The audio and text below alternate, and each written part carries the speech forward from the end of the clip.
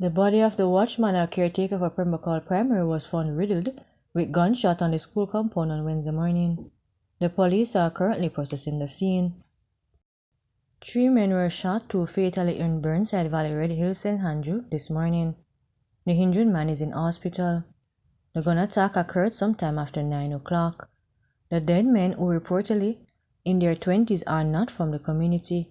Their bodies are still at the scene. Investigators are now at the location.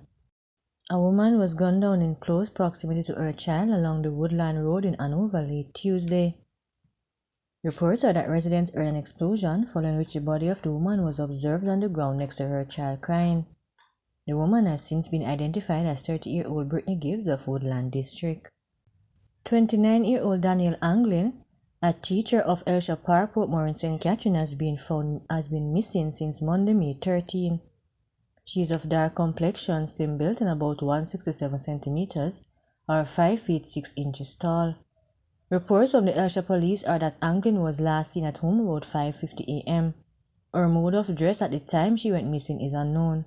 All efforts to contact her has been futile. Anyone knowing the whereabouts of Danielle Anglin is asked to contact the Elsha Police Station, 119 emergency number, or the nearest police station. A policeman was injured during a shootout with armed men on a motorcycle Monday morning in Kingston. The Corporate Communication Unit confirmed that the shootout happened at the corner of Waltham and Bay Farm Road after 5 a.m.